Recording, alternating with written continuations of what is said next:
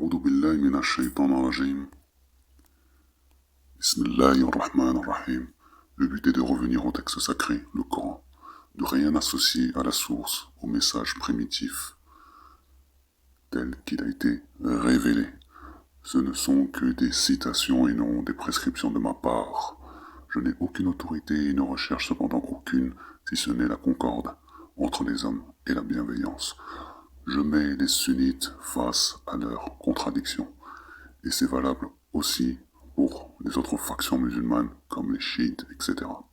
Le but n'est pas de chercher à casser la foi du croyant, mais questionner le croyant sur ce qu'il est en train de croire.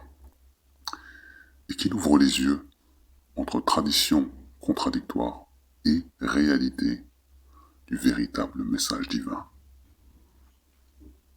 N'est-ce pas? Eh bien, le sujet, c'est le monothéisme pur. Le vrai. Je crois que même dans la religion musulmane, on n'est pas encore dans le monothéisme pur. Il y a encore du shirk. Et je vais le démontrer.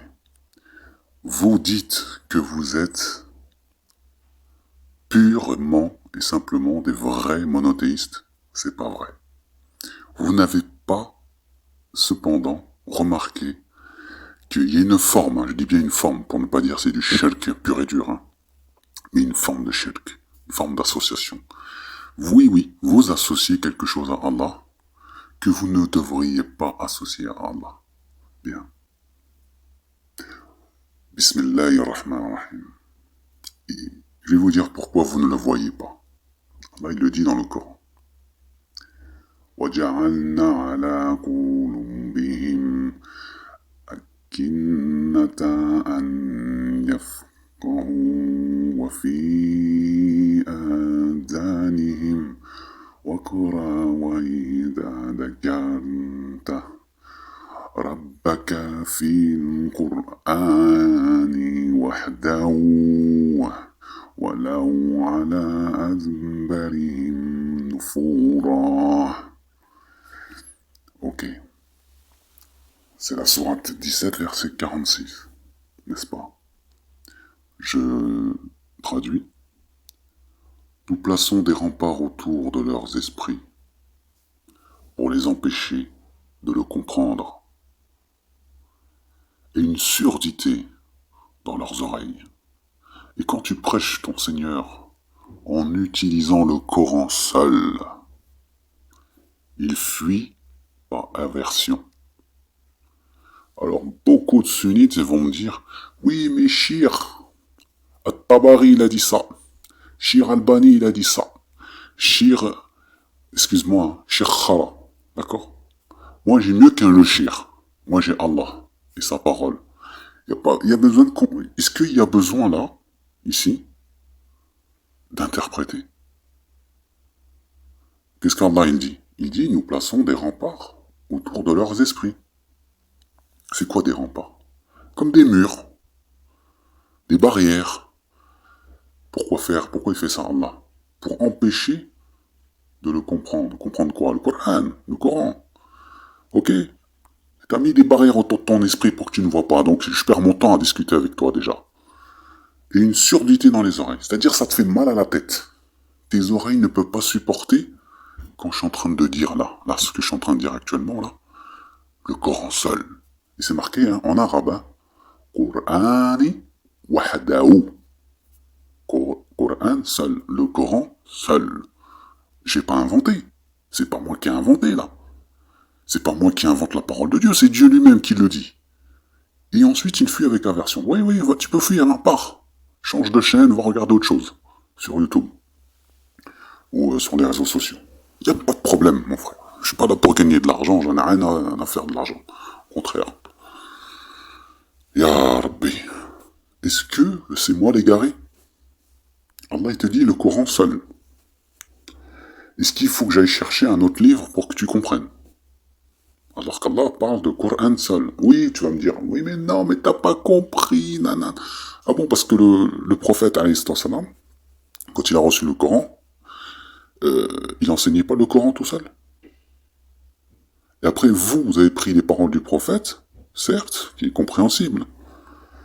Et ensuite, vous avez fait des livres avec, c'est-à-dire la sunna dans ce qu'on appelle le Sahih Bukhari Muslim, c'est-à-dire l'authentique recueil du savant Bukhari et Muslim, qui ont recueilli tous les hadiths, c'est-à-dire les propos rapportés par des gens, surtout les Arabes, qui racontent que qu'un tel et un tel et un tel de génération en génération ont entendu le prophète ou vu le prophète faire ceci, cela. Ok? Mais ça, c'est pas religieux, ça. Ça, c'est pas une prescription d'Allah, ça.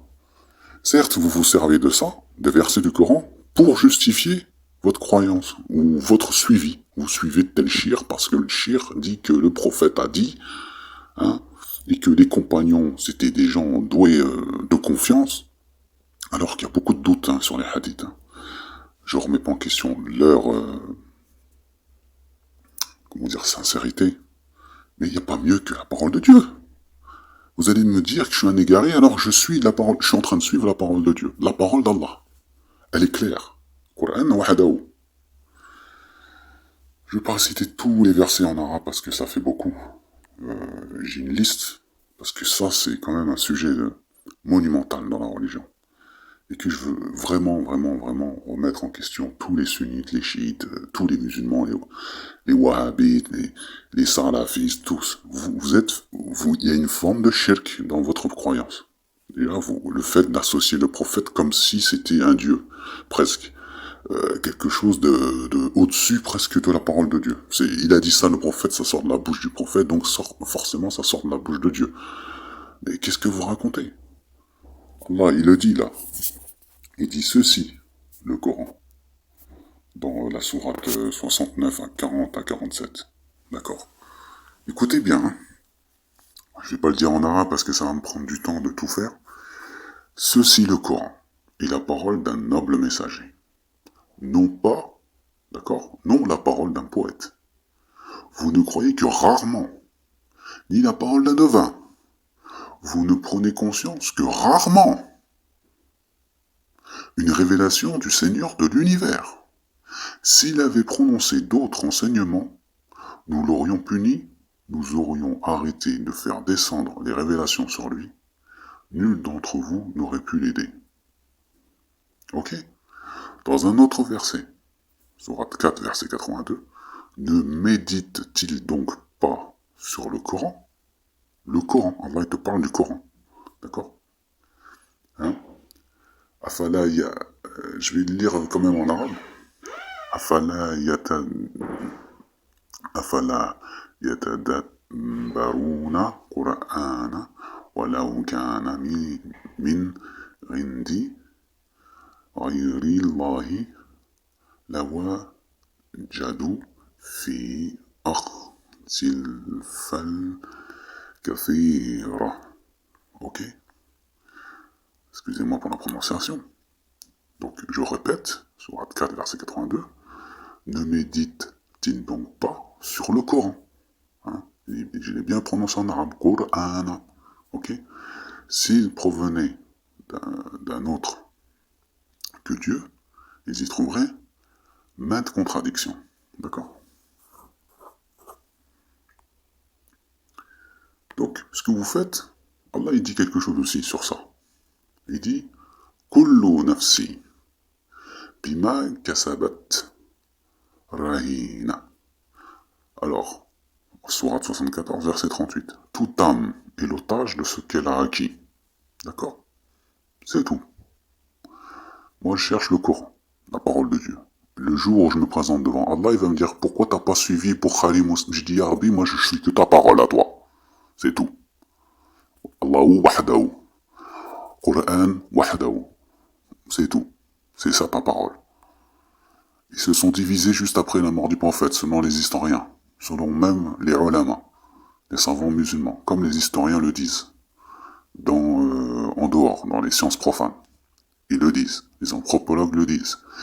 La religion est née dans un bain de sang, dans la violence, division. Ah, moi je suis les soutiens, il y a eu les soutiens de Ali ibn Abi Talib, hein, le cousin du prophète, hein, ce qu'on appelle les chiites, qui vient de Shia, enfin je sais plus comment on le dit en arabe, mais en tout cas ça veut dire le soutien, ceux qui soutiennent Ali, parce que soi-disant c'est lui qui devait succéder au prophète, et puis les autres, les sahaba, les compagnons, qui eux sont les compagnons très proches du prophète, et que, voilà, ont décidé de mettre le meilleur ami du prophète, à sa succession, qui est Abu Bakr al-Siddiq, comme on le surnomme, et qui a été le premier calife. Donc tous les historiens sont d'accord, bon bref. Et les chiites sont pas d'accord. Pourquoi ce bain de sang s'entretuer juste après la révélation, alors qu'Allah vous dit seulement qu'il n'y a d'autre Dieu que Dieu, et que justement, le but, c'est quoi? C'est de le craindre Allah, et d'être bienveillant, etc., etc. Non. Bain de sang, ça s'est terminé en bain de sang. Ça a commencé, on va dire, la religion, elle a commencé dans un bain de sang. Enfin bref, vous êtes l'otage de ce que vous avez acquis. Voilà, c'est ça entre guillemets. T'as fait ceci, t'as appris ça, tu veux garder ça, tu veux être dans cette perspective-là, tu veux pas comprendre, tu veux rester dans ta médiocrité, pour ne pas dire la mécréance, parce que moi je ne suis pas Dieu, moi, c'est Dieu qui décide qui est bien guidé, qui n'est pas bien guidé. D'accord? Ok? Louange à Dieu, qui a révélé à son serviteur ce livre. Il a fait sans aucun défaut. Ok? Dans la sourate 18, verset 1. Alhamdulillahi alladhi anzala ala abdihi kitaba walam yaj'al lahu iwaja. Bon, après chacun pourra traduire comme il veut, mais en tout cas, c'est sans défaut, la plupart des traductions. C'est-à-dire que le livre, il n'y a pas de faille, il n'y a pas de défaut. Donc, puisque vous estimez qu'il y a des défauts dans le Coran, ou bien même qu'on ne peut pas l'interpréter, on ne peut pas comprendre, donc il faut aller voir Shir machin, qui lui, par contre, il arrive à le comprendre. Bon. Sourate 4, verset 48, Dieu ne pardonne pas qu'on lui associe quoi que ce soit. Il a bien dit quoi que ce soit. Vous associez quelque chose à Dieu, sans même faire attention, sans même vous rendre compte. Parce que moi, je vous mets au défi. Montrez-moi dans le Coran la phrase que je vais vous réciter après. Si vous le trouvez dans le Coran, mais textuellement, parce que vous êtes strict avec les chrétiens, quand vous dites oui, montre-moi où il y a marqué Jésus est Dieu. Bah oui, c'est sûr, tu vas pas le trouver le mot, la phrase Jésus est Dieu. Mais eux, ils sous-entendent, voilà, avec certaines phrases, que voilà, leur argument par rapport à certains versets. Mais vous, moi je vous mets au défi. Pareil, ouais, comme vous êtes avec les chrétiens, je vais vous faire comme vous l'êtes avec eux. Je vous mets au défi. Montre-moi, littéralement, où est-ce que c'est marqué la phrase La ilaha illallah Muhammad Rasulullah dans le Coran. Mais en entier, tel que je viens de le dire. Ça n'existe pas. Cherche toute ta vie, tu vas pas trouver. Ça remet pas en cause le dogme. Hein. C'est juste que c'est du shirk, tout simplement. Il n'y a pas de... T'as pas à associer cette phrase à la ilaha illallah wahdahu la sharika lah. Allah, il est unique, sans associer. Ça veut dire quoi, associer? Pourquoi Allah, il utilise le terme associer? Il dit qu'il est unique, c'est bon, on a compris. Mais pourquoi il rajoute aussi que non, je ne veux pas d'associer, qu'on m'associe quoi que ce soit? C'est bien clair. Moi, je suis pas fou quand même, je suis pas malade mental. Il a bien dit qu'on m'associe quoi que ce soit. D'accord? Ça veut dire ce que ça veut dire. Il veut pas que tu lui associes quoi que ce soit. Wahdahu la sharika lah. D'accord? Pourquoi tu mets Mohammed Rasulullah juste après? Et que c'est une obligation, tu peux pas entrer au paradis si cette phrase-là, tu ne l'associes pas à la ilaha illallah. Vous comprenez ce que je veux dire? C'est du shirk, bien entendu. D'ailleurs, je vais le prouver. Mais ça ne remet pas en cause la croyance. Parce que la croyance et l'association, c'est deux choses différentes. Croire que Mohammed sallallahu alayhi wa sallam est le prophète d'Allah, c'est tout à fait normal. C'est dans la croyance du Coran. Le Coran te confirme que le prophète est le messager d'Allah. C'est écrit dans le Coran littéralement. Mais en aucun cas, Allah te demande de l'associer à Wa Muhammad Rasulullah pour confirmer ou valider ta croyance en l'islam. Ça n'existe pas. C'est une des conditions, comme croire en Jésus, fils de Marie, c'est une des conditions. Croire aux livres qui ont été révélés avant, c'est une des conditions. Tout ça, ça fait partie du livre. Il suffit juste que tu dis la ilaha illallah wahdahu la sharika lah et que tu crois au Coran. Ça suffit. T'as pas besoin de dire Muhammad Rasulullah. Puisqu'il y a même des versets où Allah te dit de dire, voilà, proclame ton Seigneur en disant Subhana rabbika rabbi, rizati amma yasifun, wassalamu ala mursalin, walhamdulillahi rabbil alamin. Wassalamu ala mursalin, bah alors, il y en a assez. Pourquoi tu vas rajouter Muhammad Rasulullah? Là, tu salues tous les messagers. Là, c'est une salutation envers tous les messagers. C'est même pas juste Muhammad sallallahu alayhi wa sallam, que vous adorez comme un Dieu, que vous le mettez à côté de Dieu, comme si c'est lui qui va intercéder à tout le monde, c'est lui qui va... Bien sûr, il est le prophète de notre communauté, on doit le suivre, son exemple, mais en aucun cas on doit l'élever comme un Dieu, presque comme un Seigneur, tu ne passes pas par Dieu que par lui. Non, vous êtes en train de faire comme les chrétiens, mais vous ne vous rendez pas compte. Le prophète, son but, sa mission, c'est de transmettre le message. C'est tout bête, hein. C'est stupide. Vous allez me dire, ouais, mais tu rabaisses le prophète juste à une fonction, à une mission. C'est pas moi qui le dis, c'est Allah. Vous voulez quoi de plus? Vous voulez faire de lui un roi? Fallait faire de lui un malik. Faites de lui un saint, faites de lui ce que vous voulez. Mais moi, je suis ce que Allah dit dans le Coran. Et moi, je ne vais pas m'égarer comme vous. Faites ce que vous voulez, cependant. C'est votre problème. Donc Allah, il le dit bien. Dieu ne pardonne pas qu'on lui associe quoi que ce soit. Et à part cela, il pardonne à qui il veut. Quiconque donne des associés à Dieu a forgé un immense péché. Sourate 7, verset 3. Suivez ce qui vous a été descendu venant de votre Seigneur, et ne suivez pas d'autres alliés que lui. Et vous vous souvenez peu. Et ne suivez pas d'autres alliés que lui. Il y en a assez, suis le Coran, ça suffit. Pourquoi tu vas aller suivre des chirs ou des gens qui ont été contraints d'écrire des livres, ou même d'inventer des lois, ou de réformer la religion, sous contrainte d'autorité comme les Abbassides, enfin les Omeyyades, les Abbassides, même l'Empire ottoman, qui mettaient la pression sur des chirs, qui eux sont pour rien par contre. Faut les respecter, moi je respecte tout le monde. En tout cas, la parole de Dieu, elle est très très claire, il n'y a pas besoin d'interprétation. Sourate 68, verset 37. Ou bien avez-vous un livre dans lequel vous apprenez? Là, c'est clair, en dehors de quoi? Là, on va aller au verset suivant, 68, verset 38, dans lequel se trouve ce que vous préférez. D'accord?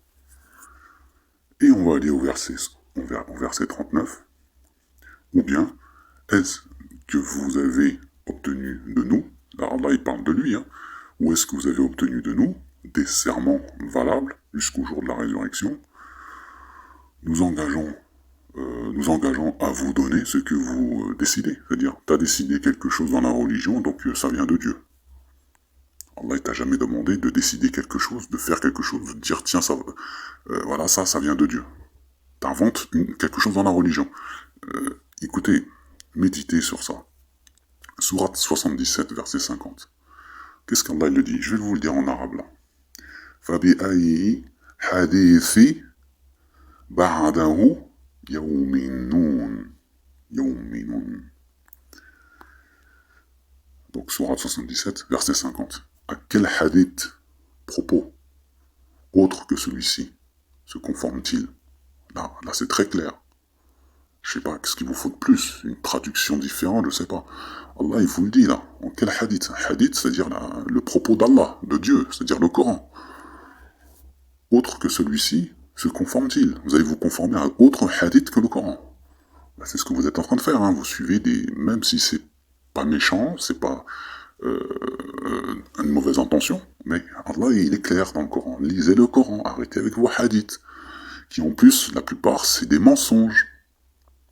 Je vous mets en garde. Sourate 45, verset 6.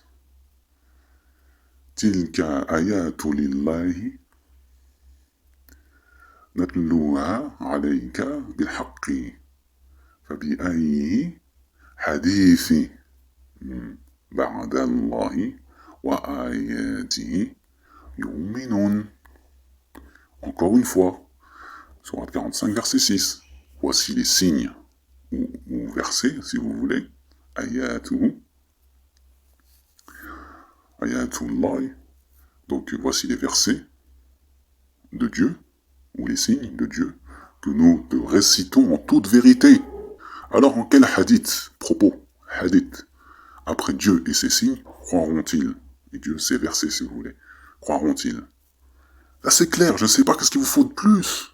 Vous voulez quoi? Brûler en enfer? C'est vous qui avez décidé de faire ce choix. Oui, mais ma mère, mon grand-père, mon arrière-grand-père, Chirintel, a dit non, non, non, il faut suivre. Mais je m'en fous, moi, de la parole des gens, même si c'est les plus sincères du monde. Là, c'est la parole de Dieu. Si Shaitan a décidé de te détourner, de tromper les gens, même dans la religion, même dans le haqq, le plus haqq, le Shaitan, il a réussi à te détourner. Là, c'est la parole de Dieu. Ouvre tes yeux. Il te le dit là. Alors en quel hadith, après Dieu et ses signes, ou ses versets, croiront-ils? Vous allez chercher d'autres hadiths, d'autres propos. Oui, mais ça vient du prophète. Allah, il y en a assez là. Le Coran, il y en a assez, je te le dis. 18-27. Sourate 18-27. Récite ce qui t'a été révélé du livre de ton Seigneur. On s'adresse à qui? Au prophète. Nul ne peut modifier ses paroles. D'accord? Et tu ne trouveras en dehors de lui aucun abri. D'accord? Tu ne vas pas aller chercher autre chose que le Coran. Et nul ne peut modifier ses paroles. Sourate 5, verset 99. Il n'incombe au messager que la transmission. D'accord? La transmission. Dieu sait ce que vous divulguez et ce que vous cachez. D'accord? Sourate 29, verset 51. Ne leur suffit-il donc point que nous ayons fait descendre sur toi le livre et qu'il leur soit récité? Tu vois? Ça ne vous suffit pas, le Coran. Il faut que vous alliez chercher autre chose. Il y a assurément là une miséricorde et un rappel pour les gens qui croient. Je ne sais pas ce qu'il vous faut de plus. 31, Sourate 31, verset 21, quand on leur dit « Suivez ce que Dieu a fait descendre », ils disent « Nous suivons plutôt ce sur quoi nous avons trouvé nos ancêtres ». Bah c'est ça. C'est ça que vous faites. Et c'est ça que je dénonce. Même si c'est le diable qui les appelle au châtiment de la fournaise.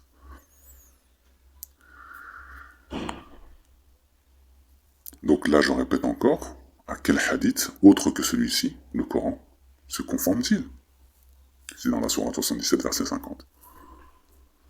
Mais, pour revenir à la sourate 31, verset 21, quand on leur dit, suivez ce que Dieu a fait descendre, c'est quoi qu'il a fait descendre en bas? C'est le Coran. La Torah, l'évangile, le Coran, c'est le dernier message. Ils disent, nous suivons plutôt ce sur quoi nous avons trouvé nos ancêtres. Bah, les chrétiens, c'est ce qu'ils disent, et les juifs, c'est pareil, c'est ce qu'ils disent. Et vous, pareil, je suis désolé, pareil, c'est ce que vous faites. Vous suivez des paroles qui ne sont pas le Coran. Vous dites ça vient de la bouche du prophète, mais vous n'avez aucune certitude. Alors que là, Allah il te le dit, c'est lui le garant du Coran, personne qui peut le toucher. Sourate 28, verset 41, nous avons fait d'eux des imams qui ont mené leur peuple en enfer. Voilà, c'est tout. Hein. De plus, au jour de la résurrection, ils n'auront aucune aide. Débrouillez-vous. Moi, je vous avertis, et l'avertissement, c'est pas moi, c'est la parole d'Allah. Sourate 42, verset 21. Ou bien ont-ils des associés qui, en matière de religion, leur auraient établi des lois que Dieu n'a pas autorisées? C'est ça les hadiths. Vous dites oui, ça vient de la bouche du prophète. Le prophète, il a dit, tu dois faire comme ça, telle loi. Des lois hadithiques qui viennent des propos rapportés par les Arabes, attribués au prophète, qui ne sont même pas dans le Coran. Sans la parole décisive, ils auraient été décidés entre eux. Les injustes auront un châtiment douloureux. Ok?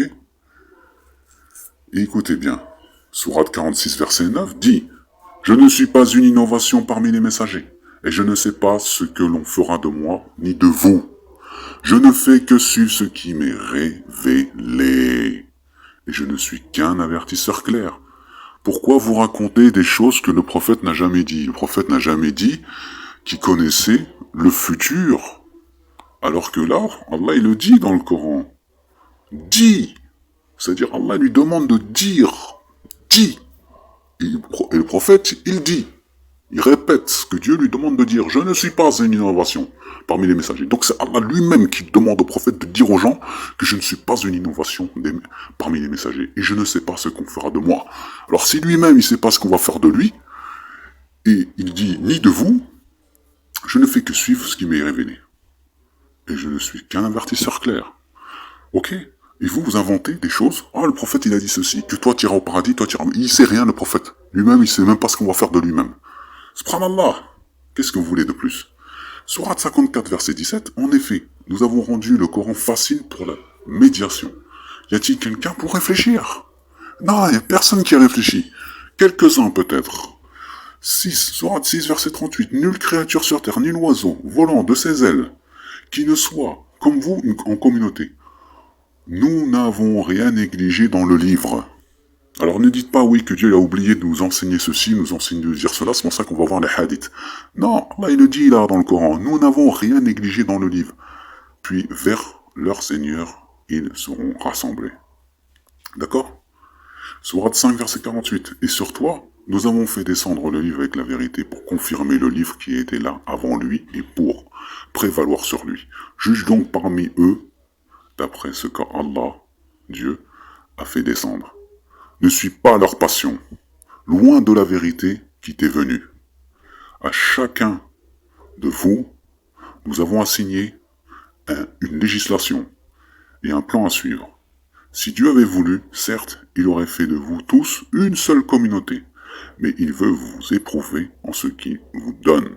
Concurrencez donc dans les bonnes œuvres, c'est vers Dieu qu'est votre retour à tous, alors il vous informera de ce en quoi vous divergez.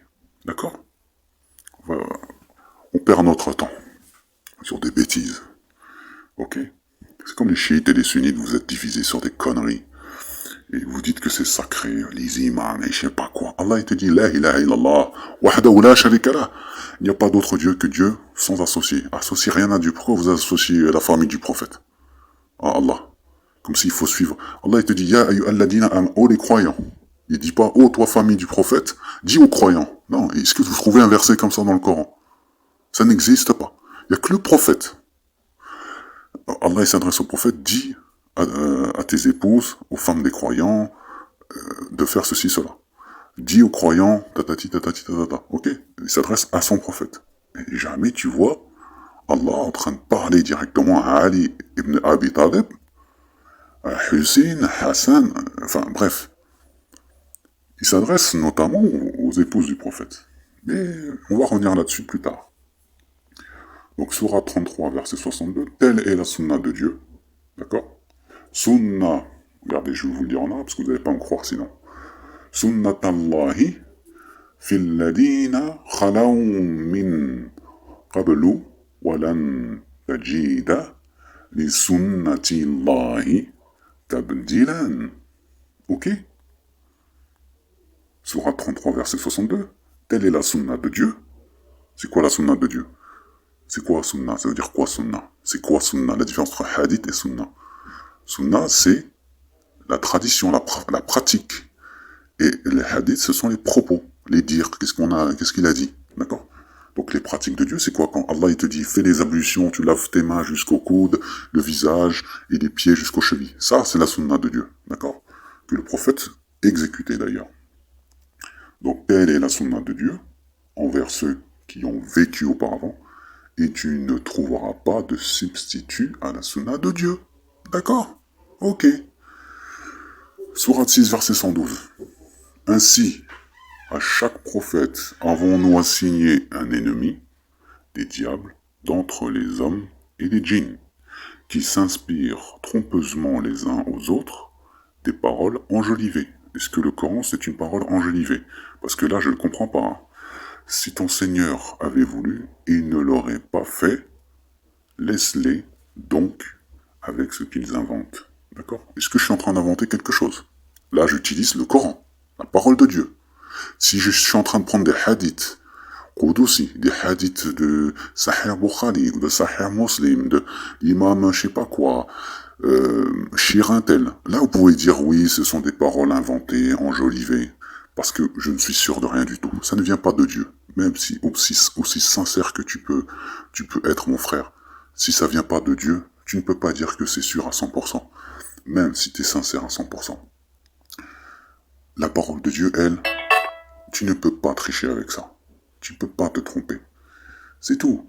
Est-ce que les paroles que je suis en train de réciter, ce sont des paroles enjolivées, alors que c'est le Coran? C'est le Coran, mon frère. Le Coran Karim, le Coran généreux, le Coran sacré. Ok? Laisse-le donc avec ce qu'ils inventent. Allah, il te dit, laisse-les donc avec ce qu'ils inventent. Là, dans la Shahada, je reviens sur la Shahada, parce que là, il est question de la Shahada. Ok? Muhammad Rasulullah, والذين معه أشداء على الكفار. Ok? Je vais pas lire tout en arabe. C'est le Surat 48, verset 29. Mohammed est le messager de Dieu. Voilà. Là, tu as le verset en arabe. Je le traduis. Mohammed est le messager de Dieu. Qu'est-ce que tu as besoin de plus? C'est bon, j'y crois. Le verset là, il te dit que Mohammed est le messager de Dieu. Et ceux qui sont avec lui sont durs envers les mécréants, miséricordieux entre eux. Tu les vois inclinés, prosternés, recherchant de Dieu grâce et agrément. Leurs visages sont marqués par la trace laissée par la prosternation. Telle est leur image dans la Torah. Et l'image que l'on donne d'eux dans l'évangile est celle d'une semence qui sort à sa pousse, puis se raffermit, s'épaissit, et ensuite se dresse sur sa tige à l'émerveillement des semeurs. Dieu, par eux, entre guillemets les croyants, remplit de dépit les mécréants. Dieu promet à ceux d'entre eux qui croient et font de bonnes œuvres un pardon et une énorme récompense. Ok? Voilà, Dieu il te dit que Mohammed est son messager. Est-ce qu'il dit qu'il faut réciter ça dans la Shahada pour être musulman? Tu rentres pas au paradis si tu récites pas cette phrase de Mohammed Rasulullah à côté de Shahada, qui est la profession de foi. Il faut réciter ça pour rentrer au paradis. Non, il faut croire, mais pas réciter ça. Il faut juste croire que Mohammed est son messager. Voilà, c'est tout. Mais ce n'est pas une phrase qui te permet, comme un digicode, voilà, j'ai le code pour rentrer au paradis, il faut que je récite ça. Non. C'est tout le Coran qu'il faut croire. C'est pas juste Mohammed Rasulullah qu'il faut dire. C'est tout le Coran. Les prophètes, les anciens livres. Voilà. C'est ce que le Coran te dit, c'est ça qu'il faut croire. Et surtout, la meilleure des professions de foi, je vais venir là-dessus, parce qu'Allah il le dit dans le Coran, dans Sourate 6, verset 116, et si tu obéis à la majorité de ceux qui sont sur la terre, ils t'égareront du sentier de Dieu. Ils ne suivent que la conjecture et ne font que fabriquer des mensonges.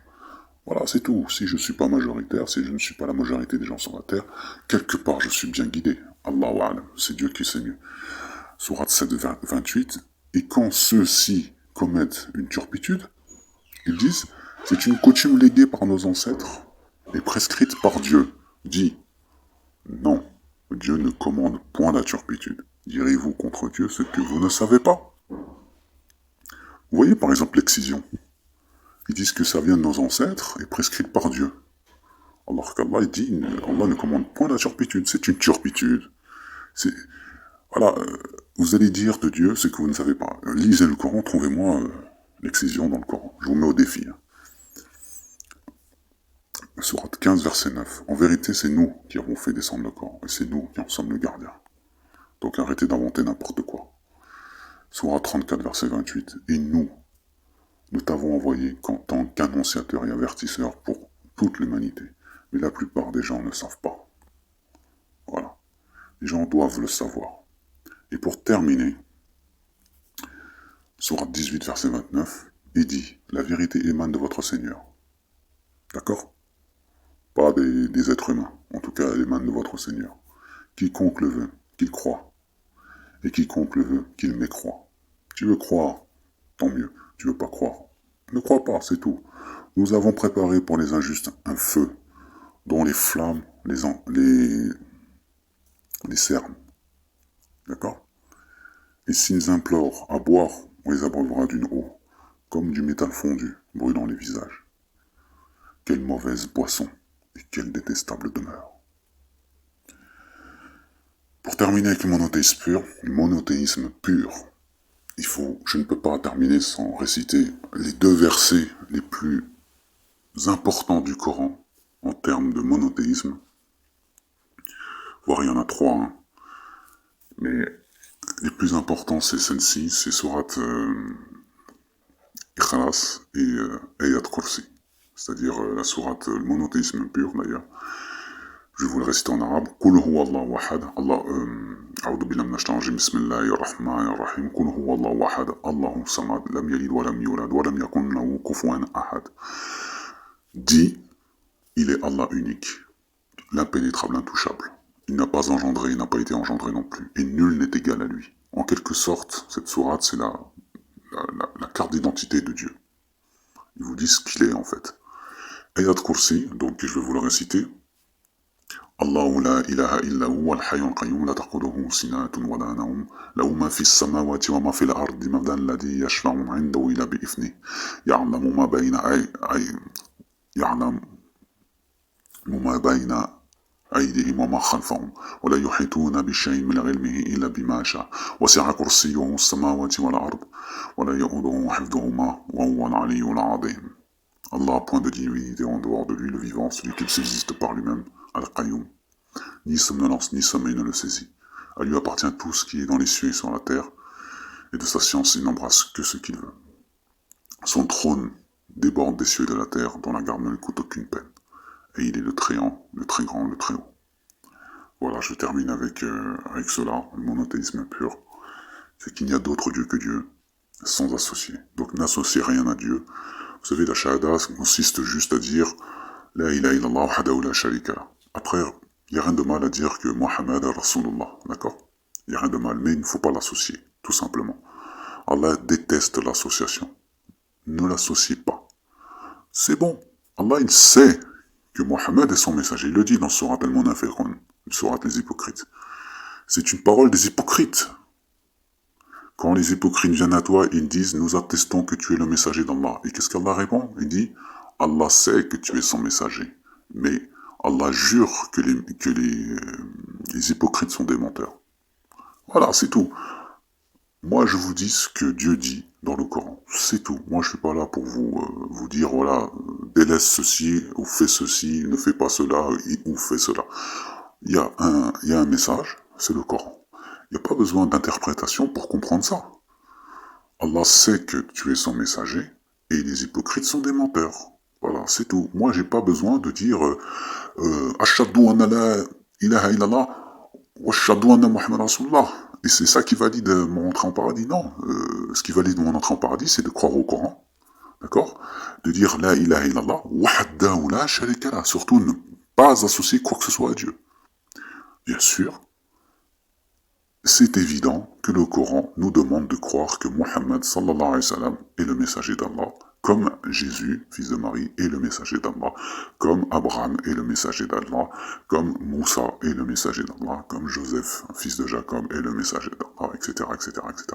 Muhammad particulièrement est notre messager, donc il nous demande Inna Allah wa malaikatahu yusallu ala nabi, donc prions sur le prophète, faisons lui des salutations, c'est recommandé par Allah dans le Coran, d'accord? Donc il faut le respecter, il faut l'aimer, mais ne pas l'adorer, ne pas l'associer à Allah comme vous le faites. Ça, c'est un égarement évident, c'est Allah qui le dit lui-même dans le Coran. Et les hadiths, alors, je vais pas polémiquer avec vous sur hadith, il faut les délaisser, les jeter, c'est sûr, le prophète, il est venu, il a vécu avec les compagnons, il a mangé avec eux, il a fait toutes sortes de choses avec eux, ils ont fait la guerre ensemble, il y a la bataille de Badr, et tout ça c'est mentionné dans le Coran, d'accord? Le Coran suffit. Allah, il te dit que le Coran suffit pour vous informer de ce que vous devez savoir. Parce que trop savoir aussi, ça vous égare. Trop de savoir, trop d'informations sur le prophète va vous égarer. D'accord? Et c'est ça qui égare la communauté musulmane. Vous avez trop d'informations, trop de hadiths, alors que c'est le Coran, le plus grand hadith qu'il faut suivre. Et bien sûr, tous les hadiths, on va dire, qui sont en concordance avec le Coran, qui ne va pas en contradiction avec le Coran, vous pouvez le prendre, mais pas en premier degré. Voilà. Avec, moi je dirais plutôt, avec beaucoup d'humilité, avec beaucoup de crainte d'Allah, parce qu'Allah il dit aussi dans le Coran que celui qui raconte un mensonge contre Allah, qui prépare sa place en enfer, comme le prophète, hein, soi-disant dans les hadiths, vous dites les hadiths, alors que le prophète, il y a des hadiths qui disent que le prophète lui-même a interdit d'écrire les hadiths. Et que celui qui raconte un mensonge contre le prophète, c'est-à-dire contre lui, qui prépare sa place en enfer. Donc, si vous n'êtes pas sûr, vous n'avez pas de certitude que ça vient de la bouche du prophète, pourquoi vous le racontez? Même si c'est un beau hadith, il est magnifique. Certes, prenez le hadith, mais arrêtez de le raconter. Plutôt méditez dessus, essayez de chercher à comprendre, est-ce que ça vient du prophète? Allahu a'lam. Parce qu'on n'en saura jamais à 100% que ça vient de lui. Par contre, la menace, ça par contre je le prends au premier degré, je me dis que raconter un mensonge sur le prophète, ça c'est sûr, il y aura un châtiment. Raconter un mensonge contre Dieu, ça c'est sûr, il y aura un châtiment. Ça, obligé. Donc, évitons de raconter n'importe quoi. La seule chose que tu peux raconter qui est sûre et certain à 100%, c'est la parole de Dieu. Voilà. Et ça là-dessus, je ne crains rien puisque c'est sa parole. J'ai juste à répéter sa parole en vous transmettant son message. Et que, bien sûr, son message, il est évident, sans ambiguïté. Voilà.